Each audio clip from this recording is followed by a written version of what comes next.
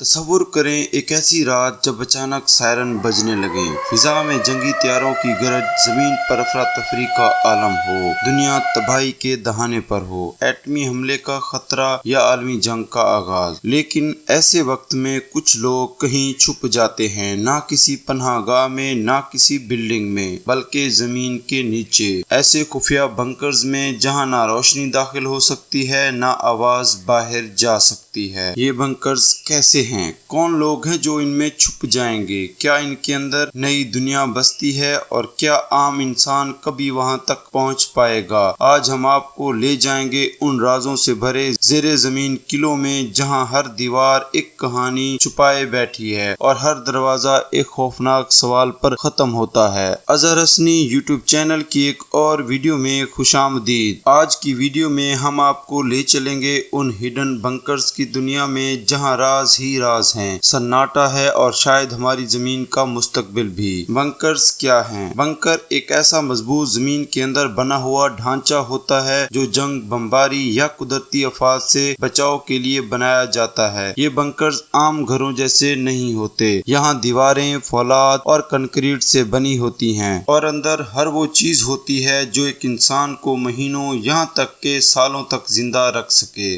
Hitler کا فیورر بنکر، تاریخ کا پہلا مشہور بنکر۔ دوسری جنگ عظیم کے دوران ایڈولف ہٹلر نے برلن میں ایک خفیہ بنکر بنایا جسے فیورر بنکر کہا جاتا ہے۔ یہ وہی جگہ ہے جہاں ہٹلر نے جنگ کے آخری دن گزارے اور کہا جاتا ہے کہ اسی بنکر میں اس نے خودکشی بھی کی۔ یہ بنکر زمین سے 30 فٹ نیچے تھا اور اس میں 30 سے زائد کمرے تھے، فوجی meeting room, radio control room اور حتیٰ کہ ایک ذاتی بیڈ روم بھی۔ سرد جنگ اور سپر پاور کے بنکرز۔ جب سرد جنگ شروع ہوئی تو امریکہ اور سوویت یونین نے درجنوں خفیہ بنکر بنائے۔ امریکہ کا شائن ماؤنٹین کمپلیکس، یہ ایک پہاڑ کے اندر بنایا گیا بنکر ہے جو نیوکلیر حملے کو بھی برداشت کر سکتا ہے۔ یہ نوراڈ کا ہیڈ کوارٹر ہے جسے امریکی فضائیہ اپنی دفاعی کارروائیاں کنٹرول کرتی ہے۔ نوراڈ سے مراد North American aerospace defence command, یعنی شمالی امریکہ کا فضائی و خلا دفاعی نظام۔ یہ ایک مشترکہ دفاعی تنظیم ہے جو امریکہ اور کینیڈا نے مل کر بنائی تھی تاکہ شمالی امریکہ کو فضائی اور میزائل حملوں سے بچایا جا سکے۔ روس کا ماؤنٹ یمنتاؤ، ایک ایسا پراسرار مقام جہاں کئی کلومیٹر لمبے سرنگی راستے ہیں۔ آج تک کسی کو نہیں معلوم کہ وہاں اندر کیا ہے۔ یہ علاقہ سیٹلائٹ سے بھی چھپایا جاتا ہے۔ ارب پتیوں کے نجی بنکرز،